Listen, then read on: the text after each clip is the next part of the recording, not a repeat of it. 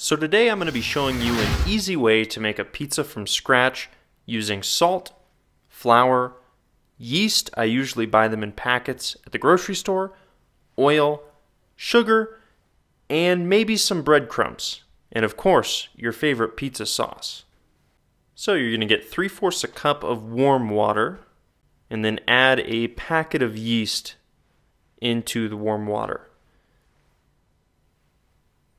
Yeast. Now you're going to add your sugar. I use between 1 and 2 teaspoons. Now let that yeast feed on the sugar for about 5 minutes. Maybe stir it around just a little bit. It'll get foamy at the top, and that is when you add your salt. I use between 1 and 2 teaspoons. Next, your flour, up to 2 cups. And then 2 teaspoons of oil. I use avocado oil because it's what I have.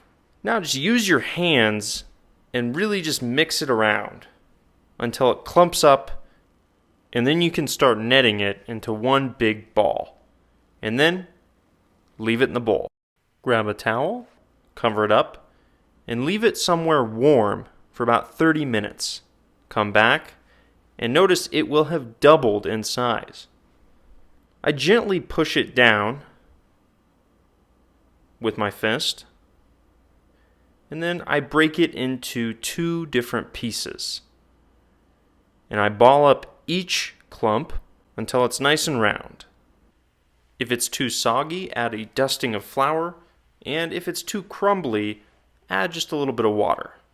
Next, I get some tin foil or parchment paper preferably, and then lightly dust it with some flour. This helps prevent the dough from sticking. I set my dough balls on the parchment paper or tin foil and lightly dust them along the edges with flour. Usually I coat the bottom of what will be the pizza with just a little bit more flour. Next, I get the pan ready and use some type of spray such as olive oil, or any oil really works, and some breadcrumbs. This can further help prevent the pizza from sticking.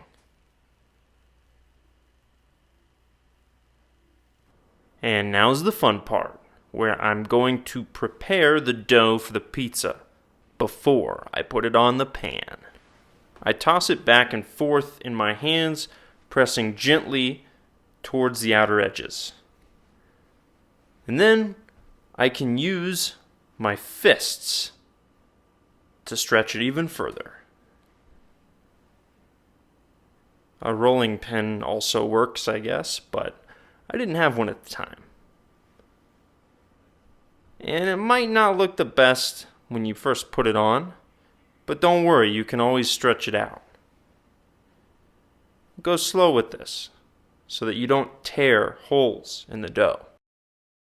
Next, I get a spoon and fill it with sauce and evenly coat the dough.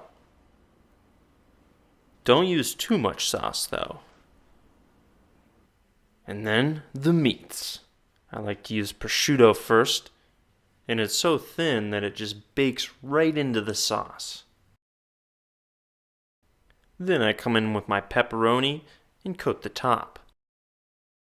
And for vegetables, I like to use green peppers because I find it really nicely complements the pepperoni.